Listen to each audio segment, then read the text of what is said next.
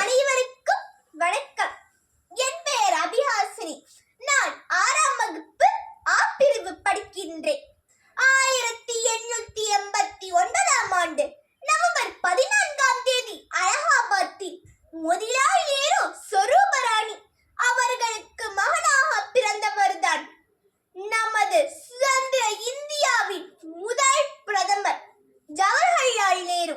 நேரு அவர்கள் வீட்டிற்காக அல்லாமல் விடுதலைக்காகவும் நாட்டின் முன்னேற்றத்திற்காகவும் தன் வாழ்நாள் முழுதும் வாழ்ந்தார். கண்ணுடையார் என்பவர் கற்றோர், முகத்திரண்டு புண்ணுடையர் கையாதவர் என்ற குறளுக்கிணங்க நம் நாட்டின் குழந்தைகள் அனைவரும் கல்வியில் தேர்ச்சி பெற்றால் உலகின் முன்னணி நாடாக இந்தியா மாறிவிடும் என தீர்க்கமாக நம்பினார்.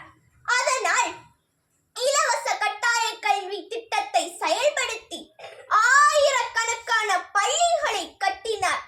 மேலும் கல்விக்காக இந்திய மேலாண்மை கழகம், இந்திய தொழில்நுட்ப கழகத்தையும் உருவாக்கினார். அது மட்டுமன்று, சுதந்திர போராட்ட காலத்திலும் சரி, பிரதமராக இடைவிடாது செயல்பட்ட காலத்திலும் சரி, குழந்தைகளின் கல்வி வளர்ச்சியில் அக்கறையும் அவர்களின் மீது மாறா அன்பும் கொண்டிருந்தார்.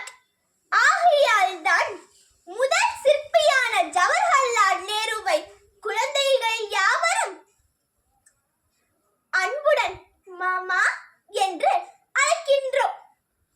குழந்தைகள் தான் எதிர்கால இந்தியாவின் முதல் தூண்கள் என்பதை முழுமையாக நம்பிய ஜவஹர்லால் நேருவின் கனவினை நினைவாக்கிட நாம் அனைவரும் ஒன்றுபடுவோம். நன்றி.